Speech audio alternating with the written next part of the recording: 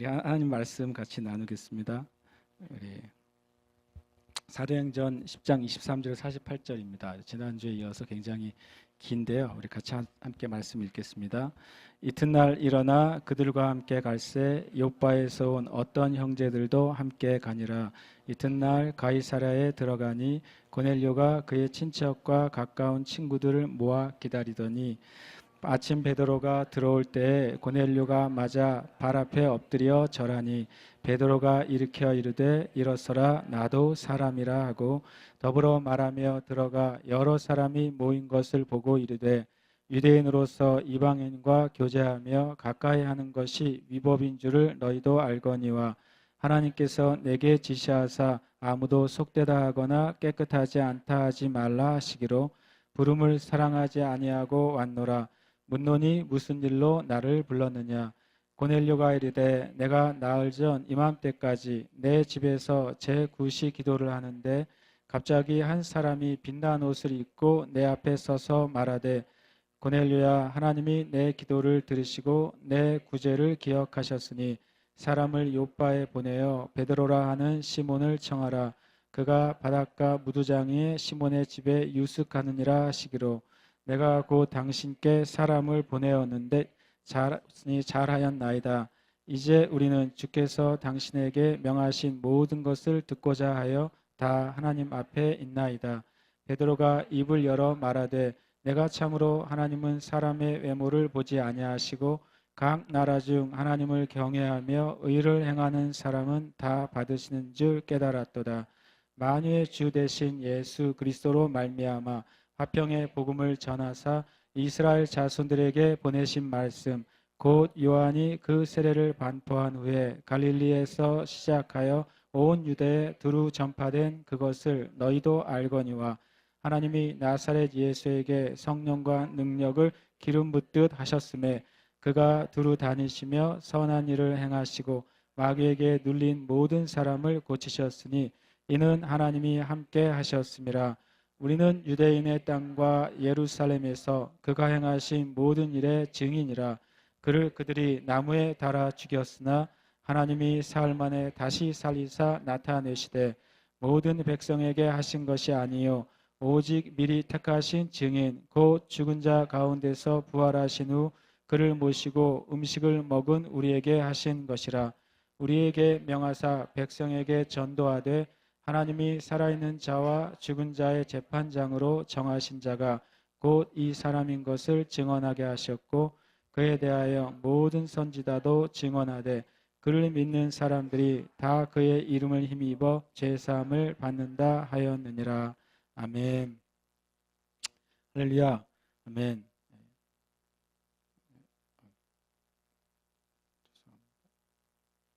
계속 있는데 제가 중간에 끊었네요. 네. 지도, 예. 지도를 하나 제가 이제 하나 보여드리고 싶습니다. 조금만 넓혀주시면 네, 좋겠습니다. 이 카타콤 소식이라고 이제 북한 선교하는 모퉁이돌 선교에서 한 달에 한 번 이렇게 오는 소식지예요. 거기에 제가 소개해드리고 싶은 내용이 있어서 좀 나누는데 이런 주제가 있어요. 북한은 왜 공식적인 교회를 세웠을까 하는 거예요. 북한은 실은 공식적으로는 사회주의 체제이잖아요. 실은 이제 사회주의 체제에서는 원래는 신은 있을 수 없고 더더군다나 사회주의 체제는 공산주의 체제 자체는 뭐가 안 되냐면 원래 세습이 되지 않는 사회예요. 세습이 되면 공산주의라는 사상에 위배돼요. 왜냐하면 공평하지 않기 때문에. 그래서 공산주의를 세운 레닌이나 그걸 발전시킨 스탈린도 세습을 안 했어요. 왜냐하면 공산주의는 공평해야 되기 때문에 세습이라는 것은 그 전에 공산주의가 깨부순 그런 왕조 시대의 유물이기 때문에 절대 세습이라는 것은 공산주의나 사회주의에서는 불가능한 것입니다. 그래서 북한은 공산주의도 아니고 사회주의도 아니에요. 왜냐하면 그 사회주의나 공산주의 체제에서는 그 세습은 될 수 없는 사회이기 때문에. 그런데도 이제 북한은 3대 세습을 하고 있고 70년간 3대 세습을 역사상 가장 극악한 세습을 하고 있죠. 그런데 그 세습 체제 안에서 당연히 신도 없는데 어떻게 김일성이 교회를 세웠거든요. 김일성이 칠곡교회나 봉수교회를 실제로 세웠습니다. 그 이유가 뭐냐? 그게 궁금하잖아요.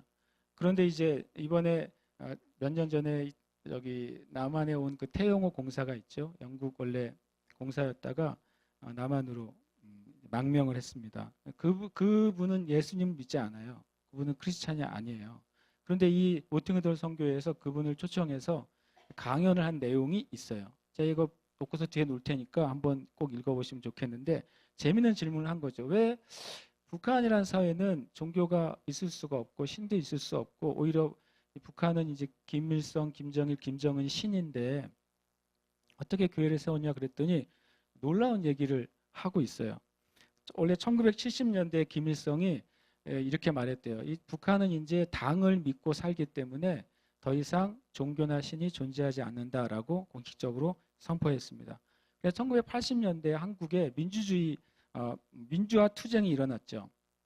그러면서 한국이 한번 다 뒤집어지면서 이런 개발 독재에서 이제는 민주화로 가기 시작했어요.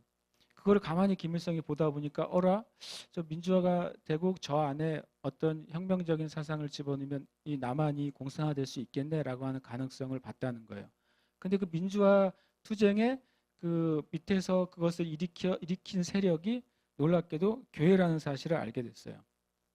그래서 김일성이 전략을 바꿔서 남한에 있는 민주화 세력과 북한의 사회주의 체제와 서로 연결하기 위해서 북한에도 교회를 세워야 되겠다. 북한에서 이제 교회를 세운 이유는 태영호 공사는 크리스찬이 아니라고 말씀드렸죠. 정치인이에요, 그냥. 남한을 공산하기 위한 목적으로 남한의 종교적인 좌익들, 종교적인 진보 세력과 연결하기 위해서 연대 투쟁을 하기 위해서 이 종교단체를 세운 거고, 그래서 1988년도에 처음으로 평양의 봉수교회와 장충성당이 세워졌어요. 근데 문제는 이제 사람들에게 선전을 해야 되잖아요. 교회가 있고 우리도 성당이 있고 종교가 자유롭다. 그래서 당성이 좋은 사람들을 뽑아서 교회 일주일에 한 번씩 가게 만들었어요. 태영호 공사가 하는 말이에요. 실제로 모여서 이제 훈련을 시켰대요. 어떻게 노래하는지, 어떻게 성경을 보는지, 어떻게 주여하는지, 어떻게 은혜로운 표정과 말을 하는지 훈련을 다 시킨 거죠. 그러면서 뭐라고 말하냐면 이것은 종교 행위가 아니라 조국 통일을 위한 숭고한 투쟁이라고 가르쳤어요. 그래가지고 이제 하게 했는데 사람들이 몇십 년간 이 공산주의에 찌들어 있었기 때문에 그 사람들의 양심에 예배를 드릴 수가 없는 거예요. 그래가지고 서로 이제 나 오늘 아프다 그러고 교회 빠지고, 분명히 이제 교회 가야 될 대상자인데 아픕니다 그러고 빠지고 집안에 일 있다고 빠지기 시작한 거죠. 그래서 김일성이 어떻게 했냐면 출석부를 만들었대요. 그래가지고 빠지는 사람은 나중에 좀 나중에 진급을 하는데 문제를 주겠다. 이렇게 해가지고 사람들이 이제 죽지 못해서 교회를 가기 시작한 거죠. 근데 그 다음에 이제 문제가 발생한 거예요. 그 다음부터 무슨 문제가 발생했냐면 갑자기 이제 출석을 부르지 않기 시작했는데도 출석률이 100%가 되기 시작한 거예요. 그래서 이제 공산당에서 노동당이죠. 북한 노동당 이상하다. 왜 사람들이 이 종교활동에 100% 출석을 할까? 실제로 사람들이 이제 아파 죽겠는데도 기어서 교회로 오는 사람이 생긴 거예요. 그래서 이제 이 북한 노동당에서 이거 이상하다 싶어가지고 이제 어떤 일을 했다고 그 태양공사가 말했냐면 봉수교회 주변에 이제 아파트에서 망원경으로 점검을 했대요. 도대체 누가 교회를 오나 평일날 누가 진짜 신자가 됐는가 그걸 알기 위해서 몰래 이제 감시를 했다는 거예요, 노동상. 그런데 이제 예배가 시작되면 분명히 저 사람은 여기 예배에 참석할 수 있는 인원이 아니죠. 왜냐하면 정해져 있으니까 예배를 참석한 인원. 그런데 그 인원이 아닌 사람들이 갑자기 교회 주변에 달라붙어서 교회 그 창문 밑에서 앉아서 뭘 막 적더래요. 그래가지고 이제 잡힌 거지, 걔네들은요. 걔네들은 잡혔어요. 잡혔더니 대학생들이었다는 거예요. 그것도 신기하게도 음대 대학생들이었대요. 왜냐하면 당시에 북한 음대에서는 2분의 4박자 행진곡밖에 안 가르쳐줬대요. 그래서 그 행진곡 노래만 작곡하고 배우는 거예요. 그런데 그 교회에서 나오는 그 찬송가는 굉장히 자유로운 음악과 선율이 흘러나오니까 이 사람들은 믿음도 없고 신앙의 목적도 아니라 그 음악을 악보를 체보하기 위해서 몰려들기 시작한 거예요. 평양대 음대 학생들이. 그래서 걔네들은 이제 경고하고서 풀려났대요. 그런데 가만히 보니까 또 감시를 하다 보니까 진짜로 믿는 사람들이 걸린 거예요. 그래서 그 사람들은 이제 체포됐고 이제 여러 가지 일을 당했죠. 잡혀가기도 하고 노동교화소에 가기도 하고 순교하기도 하고 그런 일이 반복되면서 원래 김일성의 계획은 남한에 있는 어, 소위 민주화 세력 안에 있는 사회주의 세력, 진보 세력, 좌익 세력들하고 연결하기 위해서 교회를 북한의 10개 주요 도시에 세우려고 계획을 했다가 2개 짓고 포기했답니다. 김일성이. 이거 10개 지었다가는 북한이 무너지겠다. 태화공사가 하는 말이 재밌는 말을 했어요. 자기는 이제 신앙인이 아니잖아요. 근데 여러분 북한이 무너지길 바라십니까? 그러면 어용교회라도 세우세요. 이렇게 말을 했대요. 왜냐하면 분명히 어용교회고 가짜 교회인데 신기하게 예배를 들여다보면 사람들이 진짜 하나님을 믿어버린다는 거예요. 태화공사의 말이에요. 제가 이 한반도 지도를 보면서 그 얘기를 하냐면 어저께 12만 명이 모였다고 합니다. 큐어 행사에. 다 동성애자들은 아니겠죠.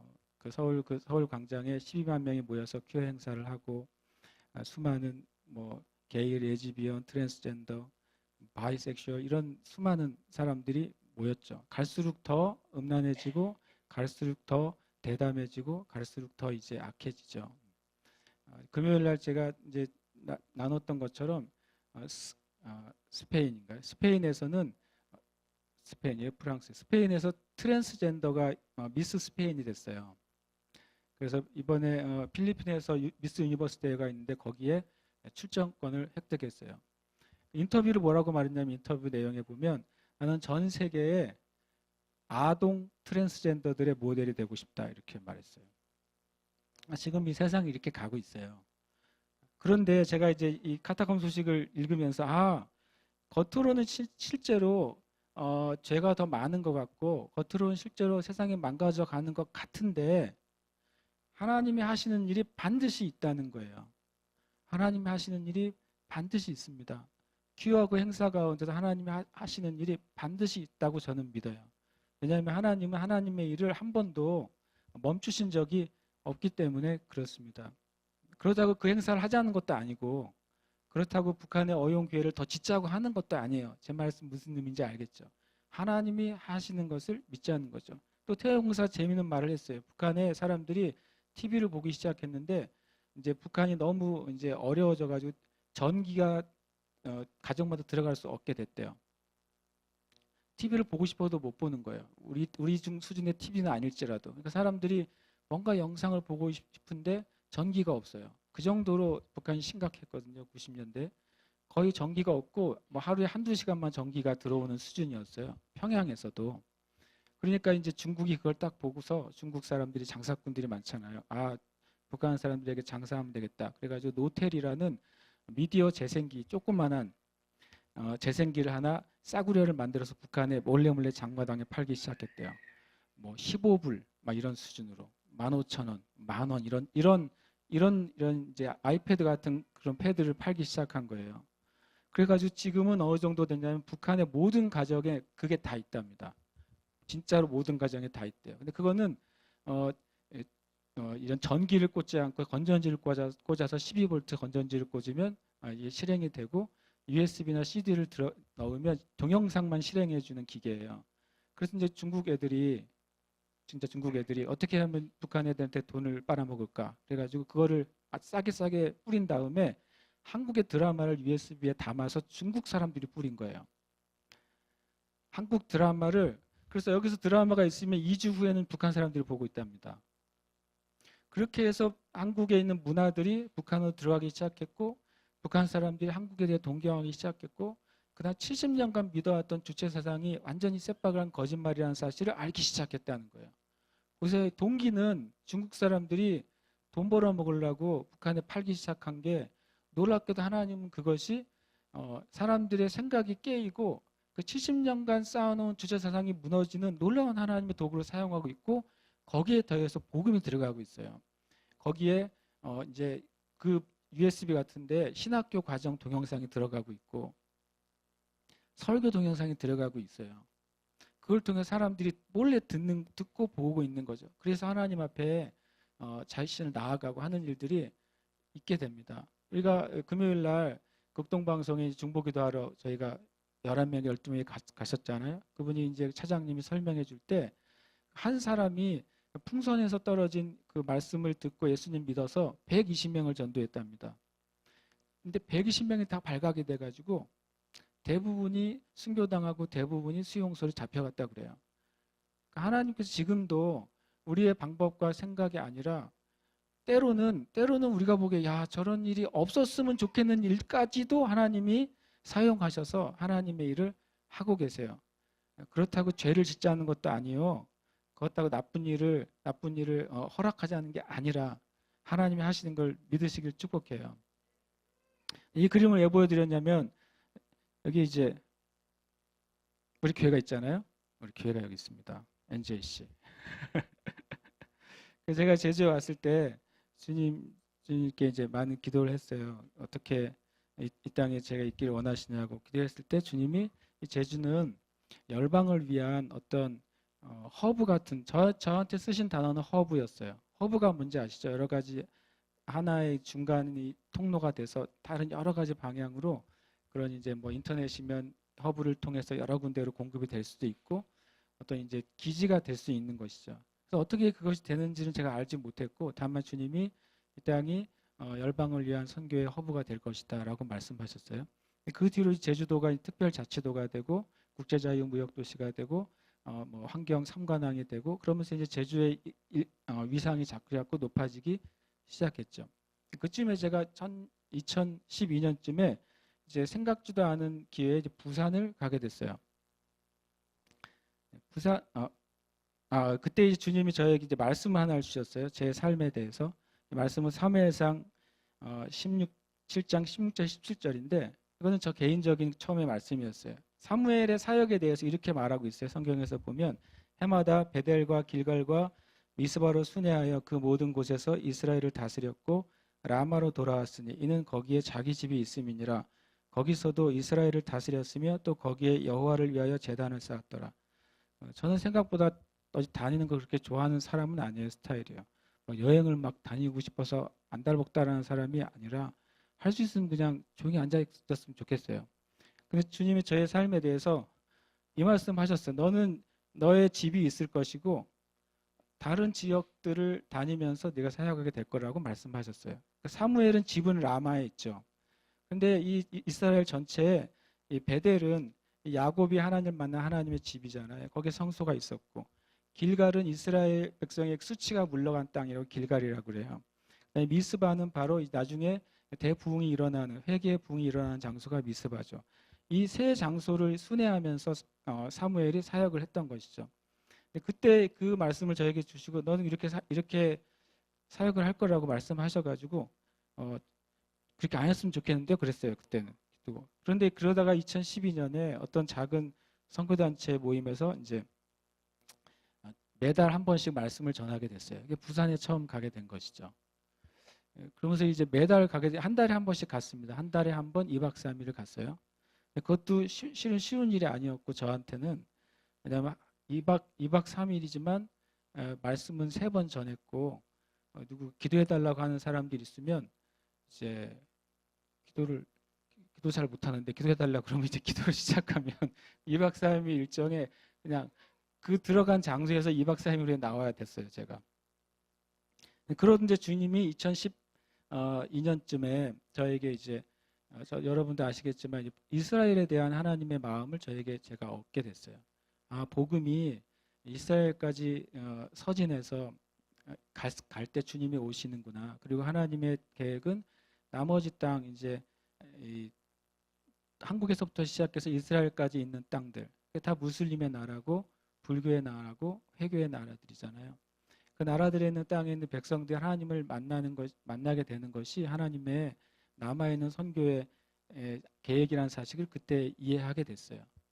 그리고 나서 이제 제 부산 땅에서 이제 주님께 기도할 때 주님이 이제 이런 것을 보여주셨어요. 부산에서 서울을 향해서 저는 지도를 심심하면 취미 중에 하나가 지도를 보는 거예요. 구글 지도를 보면서 캐나다도 가보고 캐나다 그 로드뷰를 보면 캐나다 거리를 볼 수 있잖아요. 지나가는 사람도 볼 수 있고 뭐 재밌어요. 저는 그게 다른 것보다 재밌더라고요. 드라마보다 지도 보면서 어디에 가서 도시들 보는 게 엄청 재밌는데 저는 이제 지도도 거꾸로 놓고 보기도 합니다. 한국 지도도. 왜냐하면 왜 제주도가 밑에 있어야 돼? 제주도를 맨 위에 올려놓고 저는 보거든요. 내가 사는 데가 내가 중심이야. 내가 그래가지고 실제로 남반구에 가면 지도가 거꾸로 되어 있습니다. 왜 북아메리카가 위에 있어야 됩니까? 남반구 아르헨티나 같은 데 가면 서기 지도 거꾸로 되어 있어요. 실제로요. 우주에 가면 어디가 위에요? 없잖아요. 기준이. 우리가 만든 거예요. 기준을요. 지도도 거꾸로 놓고 보고. 그러다가 이제 주님이 부산에서 서울을 향해서 금을 하나 긋게 하셨어요. 그랬더니 도시들이 눈에 보이는 거예요. 부산, 서울, 평양, 신의주. 이게 제가 이제 주님 저에게 말씀하신 한국에서부터 시작해서 복음이 서진에서 이스라엘로 가는 것에 대한 제가 이제 붙잡아야 될 도시들이라는 걸 제가 알게 됐어요. 그래서 저는 그때부터 기도했습니다. 주님, 부산은 이제 태평양에서 대륙으로 들어가는 관문이 부산이에요. 부산에 가보시면 부산에서 부산항에서 출발할 때 고속도로에 들어가면 편말이 뭐라고 되어 있는 줄 아십니까? 아시안 하이웨이라고 되어 있습니다. 왜냐하면 부산에서 출발해서 북한이 열리고 중국이 열리면 아시안 전체 실크로드를 통과하는 그 고속도로 하이웨이가 열리기 때문에 공식적으로 아시안 하이웨이라고 써 있는 것을 볼 수 있어요. 그렇게 되면 그게 서울을 통과하고 서울은 대한민국의 수도죠. 평양은 또 북한의 수도죠. 그다음에 신의주가 한반도에서 대륙으로 들어가는 관문이고 반대로 신의주는 중국에 들어온 선교사들이 한국 조선으로 복음을 전해준 그 장소가 신의주예요. 신의주 건너편이 단둥이 있잖아요.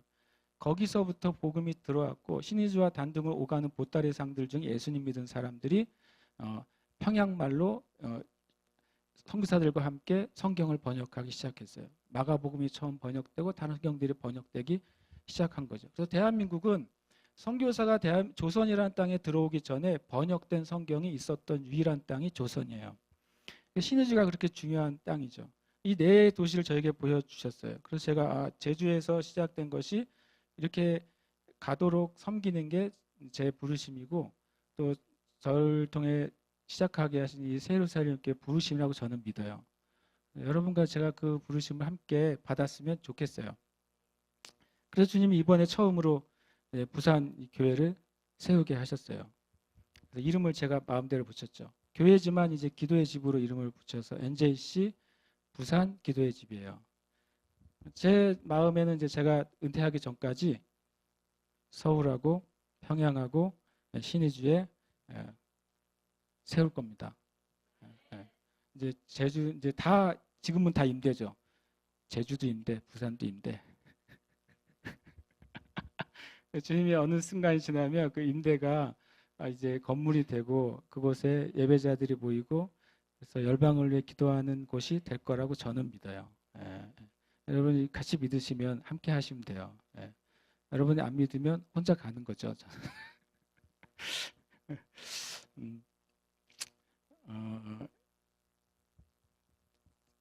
이게 지금 부산 지금 예배드리고 있죠. 부산에서 손 한번 들어. 이 상태 물론 다른 모습도 있지만 제가 이제 이 부분만 한 컷만 지금 이제 부산 교회에 이제 아직 세팅이 다 돼 있지 않은 상태의 지금 교회 모습입니다. 그래서 주님이 이것으로 이제 광안리 근처에 있습니다. 여러분이 꼭 한번 같이 가서 정리가 다 되고 리모델링이 되면 같이 가서 한번 예배 드렸으면 좋겠고 그것이 이제 그 지역 안에 기도의 집이 되고 또 주님의 그 구원의 방주가 됐으면 좋겠어요. 사실 이름을 그냥 이제 새 예루살렘 부산교회 그러면 조금 그래서 새 예루살렘 부산 기도의 집으로 이제 호칭 그렇게 부르도록 하겠습니다. 교회에 대한 개념이 제가 전에는 그냥 교회 어렸을 때부터 나고 자랐으니까 그냥 교회는 교회구나라고 생각했었어요. 주님이 이 말씀 때문에 제가 교회에 대한 개념이 바뀌어진 말씀이 됐어요. 고린도전서 1장 2절에 보면 하나님의 교회 곧 그리스도 예수 안에서 거룩하여지고 성도라 부르심을 받은 자들. 교회는 사람이에요. 교회는 건물이 아니에요. 왜냐하면 하나님의 교회는 곧 그리스도 예수 안에서 거룩하여지고 성도라 부르심을 받은 사람들의 모임이 교회예요. 이게 교회의 첫 번째 정의예요. 그 다음에는 또 각처에서 우리의 주 곧 그들과 우리의 주 되신 예수 그리스도의 이름을 부르는 모든 자들. 그러니까 우리랑 떨어져 있죠. 공간적으로 떨어져 있는데도 불구하고 그곳에서 우리하고 똑같은 신앙과 똑같은 비전을 고백하는 그 사람들도 뭐라고요? 같은 교회라는 개념이에요. 그래서 제가 그게 가능하구나. 성경은 그렇게 말씀하고 있구나.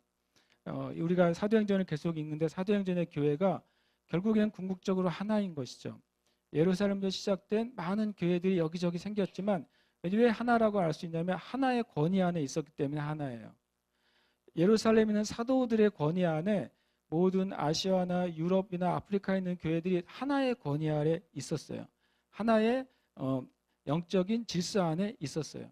그래서 거기서 예루살렘 교회에서 정한 영적인 그 기준들이 전 교회에 전달됐고 그 기준 가운데 교회가 성장했던 것이 1세기의 교회였던 것이죠. 그래서 바울 사도가 이렇게 말한 거예요.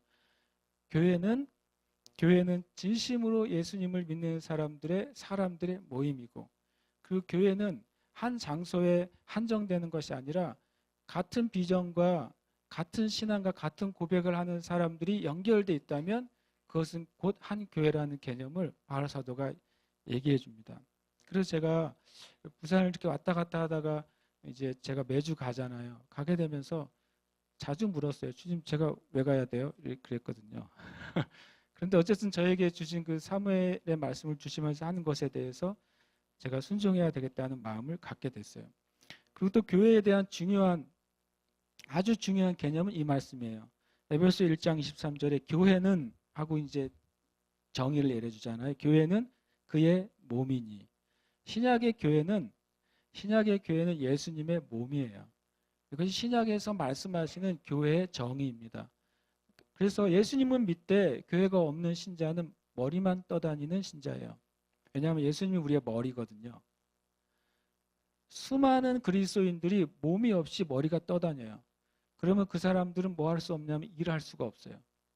하나님이 하라고 하신 사명은 가지고 있어도 실제로 그 사명을 성취할 수 있는 통로가 없어요. 왜냐하면 하나님은 그렇게 정하셨어요. 예수님이 머리고 그 머리에 연결된 예수님을 고백하는 사람들의 공동체가 바로 예수님의 몸인데 그것을 교회라고 부른다고 말했고 하나님은 머리를 예수님으로 삼은 그 몸을 통해서만 일하겠다고 말씀하셨어요. 교회는 그의 몸이니 만물 안에서 만물을 충만하게 하시는 이의 충만함이라. 교회는 몸인 동시에 하나님께서 이 세상에 하려고 하는 모든 것이 담겨 있는 것이 교회라고 에베소 1장 23절에서 말씀하고 있는 거죠. 제가 가끔 이런 말을 해요. 나는 교회주의자라고. 그 종교적인 의미를 제가 말하는 것도 아니고 교단적이거나 교리적인 의미를 말하는 것도 아니고 이 건물이라는 것을 제가 소중히 여기는 것을 말하는 것도 아니라 왜 제가 교회주의자라고 스스로 말하냐면 하나님이 말씀하셨기 때문에 그래요. 하나님이 나에게는 모든 충만한 것을 내가 어디에 부으려고 하냐면 예수를 머리로 삼은 그의 몸에 내가 나의 모든 충만한 것을 붓겠다라고 말씀하셨기 때문에 저는 교회주의자라고 말하는 거예요. 우리 교회 아닌 사람은 안 되냐? 그게 아니에요. 제가 말하는 것은 같은 신앙, 같은 고백, 같은 하나님이 주신 비전 하에 있는 모든 교회는 주님의 몸이고 그 교회마다 하나님은 하나님의 모든 충만한 것을 그것이 언약이든 축복이든 선교든 봉사든 그것이 무엇이든지 구제든 그것을 하나님께서 하시기를 원하신다는 걸 제가 믿게 되었다는 거예요. 오늘 왜 그 얘기를 이렇게 장황하게 하느냐? 하나는 오늘 말씀이 굉장히 중요한 말씀이에요. 오늘 복음과 성령이라는 말씀을 짧게 나누려고 하는데 성령님이 임하시죠. 사도행 10장의 스토리가 왜 중요하냐면 성경에 여러분 사람들하고 대화할 때 제일 힘들 때가 뭐냐면 똑같은 말 또 할 때잖아요. 그렇죠. 어떤 분은 술 한잔 하면 똑같은 말 또 하는 것을 밤새도록 하시는 분이 있잖아요. 이 세루살렘 교회 첫 번째 교인이 술을 잘 드시는 아저씨셨어요. 60대 중반의 아저씨였고 술 한 잔을 하시면 저를 불렀어요. 전화로. 목사님 보고 싶어요. 그러더라고요. 한 65세 되는 아저씨가 목사님 보고 싶어요. 그러면 제가 그때는 35세였단 말이죠. 그러니까 네, 그리고 가요. 그럼 교회에서 가까우니까 한 5분 정도 거리밖에 안 되니까. 그럼 혼자 사시는 방에 이제 들어가면 이미 이제 소주병을 몇 개 뒹굴고 있고, 그럼 앉아서 얘기를 시작하면 자기 얘기를 하시는 거예요. 자기의 그 아픈 이야기를. 자기 가정사의 아픈 이야기, 어린 시절의 아픈 이야기. 그리고 왜 자기가 이분이 또 방화를 하고 감옥에 갔다 나오게 됐거든요. 그런 과정을 얘기를 해요. 그럼 제가 네, 그러고 얘기하죠. 그게 이제 8시에 시작돼요. 몇 시에 끝날까요? 4시에. 4시에 끝나요. 계속 반복하는 거죠. 반복하고 반복하고 반복하고 계속 반복해요. 그러면 나는 처음엔 열과 성의를 다해서 듣다가 아주 나중에 이제 졸려가지고 나도 이제 꾸벅꾸벅 졸면서 듣는 거예요. 그리고 제가 이것을 보면서 이제 똑같이 반복하면 이렇게 힘들다고요. 그런데 이 사도행전 10장에요. 고넬료가 기도하다가 천사가 나타나서 베드로에게 가라. 그러니까 베드로에게 가서 데리고 와라 한 이야기가 아주 그냥 구구절절 3번이나 반복돼요. 다 아는데 또 반복되고 또 반복되고 11장에 또 한 번 반복돼요. 왜 그럴까요? 성경에요. 꿈이든지 어떤 메시지든지 어떤 이야기가요. 2번 이상 반복되는 건 진짜 중요한 것들이에요. 꿈 같은 것들이 똑같은 것이 두 번 이상 반복되는 것은 그것은 반드시 이루어지고 속히 이루어진다는 의미를 성경에서 말하고 있어요. 이 이야기, 고넬료라는 사람이 기도하다가 천사가 나타나고 시몬 베드로를 찾아가라고 하고 찾아가서 와서 하나님 말씀 전한 사건이 똑같이 3번 반복돼요. 이게 왜 그러냐면 이 기독교 역사 가운데 이 사도행전 10장은 엄청나게 중요한 사건이에요. 마치 예루살렘에만 있던 복음이 이 고넬료와 로마인들과 그 가족들에게 전해지는 순간 어떤 빅뱅이 일어났어요.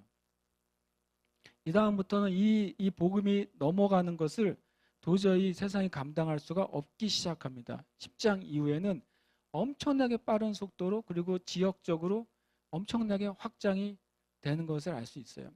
제가 나중에 이제 1세기에 그 복음화된 지역들을 좀 보여드릴 건데 이제 그 뒤에 사도행전에 나오게 되면 1세기와 2세기와 3세기 안에 실제로 그 당시에 북아프리카와 중동과 아시아와 유럽 전체가 복음화됐습니다. 엄청나게 빠른 속도로 복음화의 속도가 빨라졌는데 그것에 이제 불이 붙여진 사건이 실은 사도행전 10장에 고넬료와 그 가족에게 복음이 전달되고 성령님이 임한 사건이에요. 그래서 굉장히 중요한 사건이고 그리고 그것을 우리가 좀 마음에 넣어둘 필요가 있는 거죠. 성령님이 임하셨어요. 고넬료와 그 가족에게 임하셨어요. 24절에 보면 하루 동안에 이제 같이 바울 사도가 고넬료가 보낸 사람들과 함께 떠납니다. 생각해 보세요. 하루 동안 로마 군인과 이방인과 함께 베드로와 함께한 형제들이 여행을 가는 것이죠. 실은 있을 수 없는 일이죠. 개인적으로 이방인을 맞아들이기까지는 뭐 소문이 안 나면 괜찮죠. 유대인으로서 정통 유대인으로서 개인적으로 몰래 집안에서 같이 식사하는 것은 소문이 안 나니까 괜찮죠.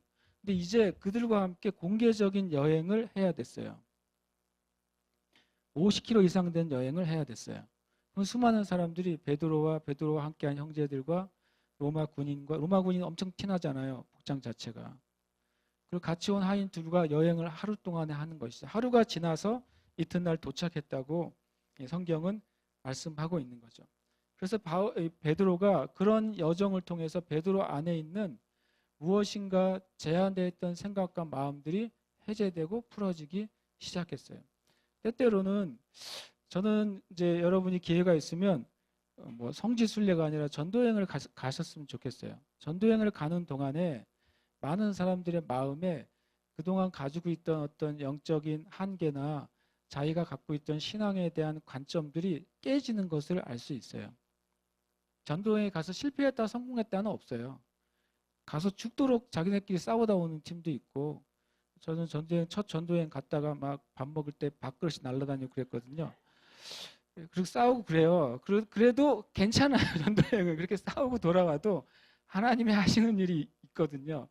그래서 하나님의 일을 위한 여행은 그들의 안에 있는 것 장애물들을 계속 주님께서 무너뜨리세요.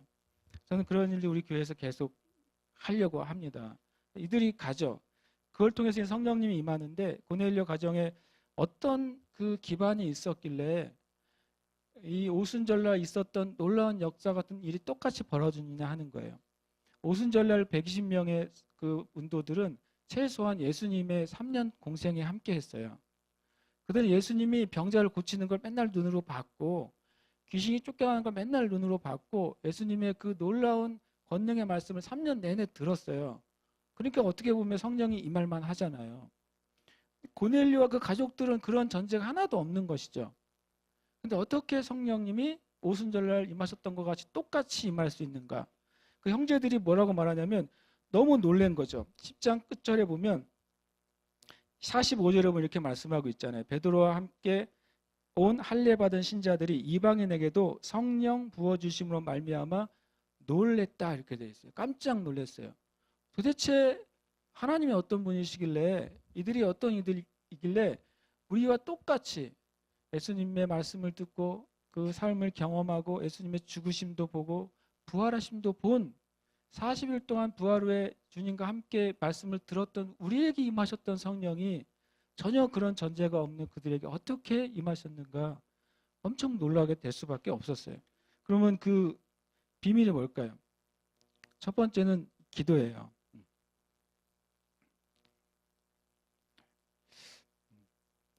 첫 번째는 기도가 이 성령님이 임하는 준비였어요. 30절에 보시면 고넬료가 이 사건이 시작될 때 뭐 하고 있었죠? 그가 기도하고 있었어요. 그는 로마인인데 유대인이 아닌데 마치 자기가 유대인인 것처럼 하루 3번 시간을 정해서 기도했어요. 군인이 그렇게 시간을 정해서 기도하는 게 불가능하잖아요. 그 기도하는 삶이 하나님이 임하시는 성령께서 역사하시는 기반이 된 거예요. 여러분 기도하십니까? 기도를 진짜로 해야 돼요. 기도를 대충 하면 안 돼요. 기도는 진심으로 해야 돼요. 근데 기도는 걸어가면서도 진심으로 할 수 있어요. 우리는 운전하면서도 진심으로 할 수 있어요. 여러분이 뭐 집에서 설거지를 하면서 진심으로 기도할 수 있어요. 기도는 중요한 거 뭐냐면 진심이어야 돼요. 진짜 하나님이 계시다는 사실을 믿고 그것을 전제하에 내가 하나님께 구해야 돼요. 그것은 정말 진정한 기도예요. 그 기도가 성령님이 임하시는 최고의 베이스였어요. 고넬료는 어느 순간에 하나님을 알았는지 기록되어 있지 않지만 하나님을 안 다음에 충성되게 기도의 시간을 쌓았어요. 그것이 성령님이 임하실 수 있는 최고의 기반이에요. 때로는 예수 믿은 지 얼마 안 되고 기도를 해보지 않은 사람은 성령님이 임하십니다. 그런데 기도가 바탕이 됐을 때 성령님이 임하시는 것과 그런 것이 없을 때 표적적으로 성령님이 임하시는 것하고는 그의 삶의 변화는 완전히 다릅니다. 왜냐하면 하나님의 역사는 누구에게나 임할 수 있지만 진정한 성숙과 진정한 성령의 열매는 그렇게 순간적으로 일어나는 것이 아니기 때문에 그래요. 기도가 이 성령님이 임하는 준비였어요. 두 번째는 말씀에 대한 갈망이었어요. 33절에 이런 말씀이 있어요. 내가 곧 당신에게 사람을 보내었는데 오셨으니 잘하였나이다. 이제 우리는 주께서 당신에게 명하신 모든 것을 듣고자 하여 다 하나님 앞에 있나이다. 기가 막힌 말이에요. 이 표현은 성경에 몇 번 안 나와요. 이런 식의 갈망은. 우리가 지금 고넬료가 환상 가운데 천사를 만나고 사람들을 보낸 다음부터 고넬료는 뭘 했냐면 사람들을 모으기 시작한 거예요. 봐라, 이제 베드로가 올 것이다. 천사가 지시한 베드로라는 사람이 와서 우리가 정말 알길 원하는 그 진리에 대해서 말해줄 거다. 사람들이 모으겠죠. 진짜 오기를 약속했어요? 그럼 물은다. 그런데 올 거야. 왜냐면 천사가 올 거라고 말했으니까. 그런 거죠, 실은. 베드로라는 사람은 알지도 못하잖아요, 개인적으로. 그리고 그가 베드로라는 유대인이 이 로마인의 말을 듣고 올지 안 올지도 알 수가 없잖아요. 그런데 이 고넬료는 사람을 모은 거죠. 자기 가족들을 모으고 친지들을 모으고 가까운 사람들을 모아놨어요. 이 말씀에 대한 갈망이 성령님이 임하실 수 있는 기반이었어요. 이것은 굉장히 중요하죠. 진정한 기도는 하나님과 예수 그리스도를 알고자 하는 갈망이 생겨요. 그래서 만약에 그리스도인 안에 말씀에 대해서 말씀의 진리를 진짜 알고자 하는 갈망이 없다면 그분은 기도하지 않는 그리스도인이에요. 만약에 진정으로 기도하게 된다면 하나님을 더 알고 싶어지는 거죠. 진정으로 기도하게 된다면 예수님을 더 알고 싶어져요. 그래서 말씀 앞에 가는 거죠. 종교적으로 말씀을 읽거나 종교적으로 말씀을 공부하는 것이 하나님에게 나아가는 길이 아니라 내 심령 안에서 말씀을 알고 진리를 알고자 하는 갈망 때문에 말씀을 대할 때 진짜 진리가 임하고 성령님이 임하시는 것입니다. 하나님께 집중할 때 우리는 하나님을 알고 싶어지고 또 하나님께서 그것이 사람 안에 넣어준 하나님의 마음이에요. 전도서 3장 11절에 이런 말씀이 있어요. 하나님이 모든 것을 지으시되 때를 따라 아름답게 하셨고 또 사람들에게는 영원을 사모하는 마음을 주셨느니라. 정상적인 영은요, 영이 살아나면 정상적으로는 영원한 것을 사모하는 그 어떤 인자가 발동하게 된다는 거예요. 영원한 것을 사모하기 때문에 영원한 진리를 사모하고 그 방향으로 내 삶과 관심이 자꾸자꾸 쫓겨가는 것이죠. 참으로 미안하지만 우리가 만약에 이 세상적인 어떤 문화나 그런 것들을 내가 굉장히 잘 원하고 그것을 기뻐한다면 실은 정직하게 말하면 여러분과 제가 그만큼 영적이지 않다는 반증이에요. 그걸 어떤 식으로 포장하더라도 그것은 포장할 수가 없어요.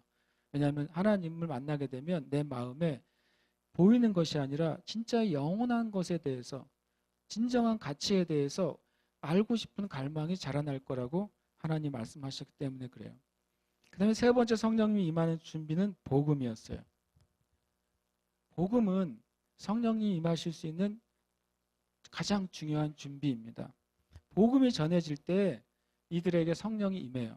이 고넬료의 성령 임재의 사건은 특별한데 이유는 뭐냐면 베드로가 전에 빌립이 있었던 사마리아 성에는 안수했거든요. 그래서 성령님이 임했어요. 다른 사도행전에서 성령이 임하실 때 안수했어요. 근데 여기서는 안수가 없어요. 여기서는 44절에 보면 베드로가 이 말을 할 때 이 표현이 뭐냐면 베드로가 복음을 계속 설명하는 동안에 성령이 말씀 듣는 모든 사람에게 그냥 내려오셨어요. 주님이 그냥 덮어버리셨어요. 그래서 이 고넬료의 집안에 임한 성령님의 사건은 오순절 사건과 비슷한 거예요. 그래서 사람이 안수한 것이 아니요 개인적으로 기도한 것이 아니라 말씀이 임할 때 성령님이 임했어요. 그래서 되게 중요하고 독특한 사건인 것이죠. 그러면 이제 이 베드로 사도가 전한 그 복음의 내용이 뭐냐는 거죠. 성령님이 임하게 된 복음의 내용이 뭐냐. 첫 번째는 하나님의 사랑이에요. 하나님의 사랑에 대해서 베드로가 말했어요. 어디에 말했느냐? 베드로가 34절 35절에 보면 이렇게 말합니다. 베드로가 입을 열어 말하되 내가 참으로 하나님은 사람의 외모를 보지 아니하시고 각 나라 중 하나님을 경외하며 의를 행하는 사람은 다 받으시는 줄 깨달았도다. 이게 하나님의 사랑이에요. 하나님은 외모를 보지 않으세요. 왜냐하면 하나님은 사람을 보실 때 그 영만 보세요. 여러분이 거울을 보세요. 거기에 누가 있어요? 여러분이 있어요. 근데 하나님은 그 거울에 비친 그를 안 보세요. 그가 잘났든 못났든 그가 어떻게 생겼든지 어떤 그 삶의 인생을 살아왔든지 어떤 상황 가운데 있는지 우리는 그 거울을 볼 때 나를 볼 때 누구를 볼 때 그것을 보지 않겠습니까? 그런데 하나님은 죄송하지만 그것 하나도 안 보세요. 하나님은 그 육신이라는 내 옷이죠. 육신이라는 나의 집 안에 살고 있는 우리의 영을 보세요. 나의 영혼이 굶고 있는지 나의 영혼이 죽어가고 있는지 나의 영혼에 생명이 있는지 없는지 나의 영혼이 병들었는지 건강한지 그거를 보시는 거예요. 여러분 우리도 사람을 볼 때 그렇게 볼 수 있게 돼야 돼요. 고린도전서 5장에 말씀하시잖아요. 우리가 이전에는 예수님까지도 육신으로 보았지만 이제부터는 우리가 예수님도 육으로 보지 않고 영으로 본다라고 말씀하시는 거예요. 하나님의 사랑이 모든 사람에 대해서 열리고 계시다는 말씀을 하고 계시는 거예요. 이게 복음의 첫 번째 내용입니다. 두 번째 내용은 예수 그리스도의 사역이에요. 36절에서 38절 보시면 이렇게 말씀하시죠. 만유의 주 되신 예수 그리스도로 말미암아 화평의 복음을 전하사. 예수님이 전하신 복음을 화평의 복음이라고 베드로가 설명했어요. 화평이 임하는 복음이라는 거죠. 내적인 싸움이 끝이 나는 복음이에요. 육신 안에서의 싸움이 끝이 나는 복음이에요. 이 땅의 삶에서 인생의 싸움이 끝이 나는 복음이고 하나님과 우리 사이에 원수되는 것이 끝이 나는 복음이 바로 이 화평의 복음이라고 말씀하세요. 그리고 화평의 복음을 전하시면서 어떤 사역을 하셨냐면 38절에 보면 이렇게 말씀하십니다. 나사렛 예수에게 성령과 능력을 기름 붓듯 하셨음에 그가 두루 다니시며 선한 일을 행하시고 마귀에게 눌린 모든 사람을 고치셨다라고 하셨어요. 주님의 사역이 뭐냐면 고치시는 사역이었어요. 마음도 고치고 육신도 고치고 삶도 고치고 인생을 고치시는 사역이었다고 말씀하고 있습니다. 그래서 예수님을 만날 때 우리에게 우리 영에서부터 우리의 삶 전체에 치유와 회복이 있다고 말씀하시는 겁니다. 그 다음에 복음의 세 번째 내용은 예수 그리스도의 죽음과 부활이었어요. 39절 끝에 보면 그를 그들이 나무에 달아 죽였으나 하나님의 사흘 만에 다시 살리사 나타내시되라고 말씀하셨어요. 예수님이 죽으셨어요. 예수님이 죽은 것은 역사적인 사실이에요. 예수님이 죽으셨다가 부활하신 것도 역사적인 사실이에요. 근데 그보다 더 중요한 영적인 사실은 뭐냐면 예수님이 죽으신 이유가 바로 우리의 죄, 나의 죄 때문에 죽으셨다는 것이 영적인 사실이에요. 예수님이 부활하신 이유가 나를 위해서 나도 영생 얻고 죄사함 받고 살게 하시기 위해서 부활하셨다는 것이 바로 영적인 사실이에요. 예수님의 죽으심과 부활하심이 역사적인 사실인 것만큼 예수님의 죽으심과 부활의 영적인 의미도 실제적인 사실이에요. 그것이 복음입니다. 우리가 예수를 왜 믿습니까? 예수님이 나를 위해 죽으셨고 그분이 나를 위해 사셨기 때문에 믿는 거예요. 그렇지 않다면 교회 다닐 이유가 뭐가 있겠어요? 그러면 이 주일날 오름 등반을 하지 주일날 왜 교회에 오겠어요?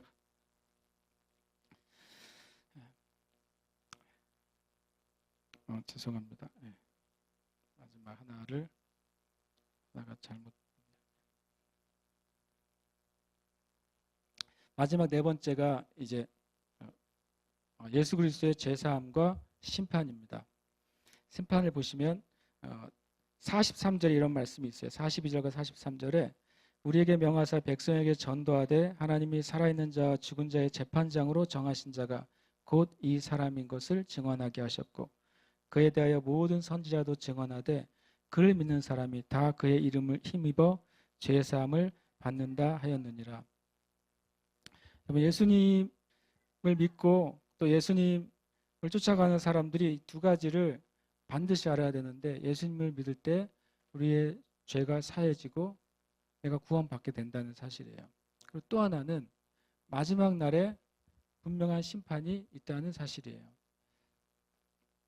우리가 한 가지 정리를 해야 돼요. 구원받는 것은 오직 믿음으로만 됩니다. 그러나 하나님 나라에서 심판받을 때는 믿음으로 산 삶의 행위를 따라 심판받고 불신앙으로 산 삶의 행위를 따라 심판받습니다. 여러분과 제가 말하고 행하는 것에서 주님이 보고 계세요. 근데 그것은 예수 믿는 사람들에게는 상 주시기 위해서 보고 계시지만 예수님을 믿지 않은 사람들에게는 그대로 공의롭게 행하시기 위해서 보고 계십니다. 여러분 한번 생각해 보세요. 어느 악한 사람이 악을 평생 행하다가 아주 평안하게 죽었어요. 공의롭지 않죠. 근데 하나님의 공의가 살아있어요. 마지막 날 하나님이 심판하실 거예요. 그래서 여러분 우리가 악한 자질이 잘 되는 것에 대해서 하나님은 원망하지 마세요. 하나님은 진짜 공의롭게 심판하실 것이기 때문에 여러분과 제가 혹 자격이 주어져서 그들의 죄를 갚거나 그들에게 벌할 수 있는 기회가 있어서 벌하는 것보다 1000배, 억배 끝도 없이 하나님 정확하게 공의롭게 심판하시는 분이에요. 그래서 악을 행하는 사람들을 불쌍히 여겨야 돼요. 그들이 주님께 돌아와서 그 악을 버리도록 우리가 기도해야 돼요. 왜냐하면 하나님의 그 심판은 너무나도 두렵기 때문에 우리가 상상할 수 있는 것이 아니에요. 하나님의 심판은 두렵고 그 심판이 영원해요. 중간에 끝나질 않아요. 함께 이 시간 기도하십시다. 제가 기도할 때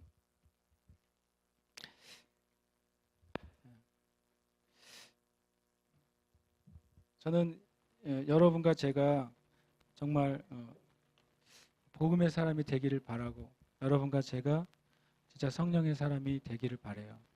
그러면 우리가 주님 앞에 영과 진리로 기도하며 예배하는 사람이 되어야 됩니다. 또 우리가 주님을 정말 말씀을 갈망하는 사람이 되어야 돼요. 그리고 우리가 복음 안에 서 있어야 돼요. 지금 이 세대가 진리를 무너뜨리는 세대가 되어 가고 있잖아요. 그리고 이 땅에 세워진 가치들을 무너뜨리고 있어요. 마귀가. 그때 어떻게 서 있겠습니까? 우리가 하나님 안에 서 있을 때에만 흔들리지 않을 것입니다. 이 시간 기도할 때 하나님 우리에게 주님 복음의 능력과 성령의 권능을 부어 주시옵소서.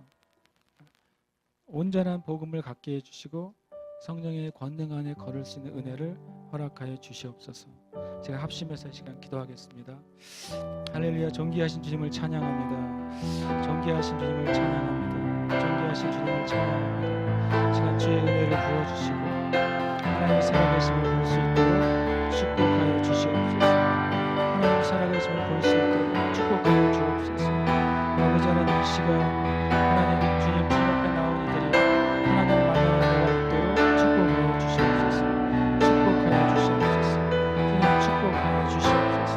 하나님 주님의 권능의 영광으로 들어갈 수 있도록 축복하여 주시옵소서. 주님 축복하여 주시옵소서. 아멘. 하나님 주님 감사합니다. 아멘. 주님 감사합니다. 하나님의 말씀에 대한 거룩한 말씀. 아멘. 주님 감사합니다. 주님 영광 받으시고 주님 주시옵소서.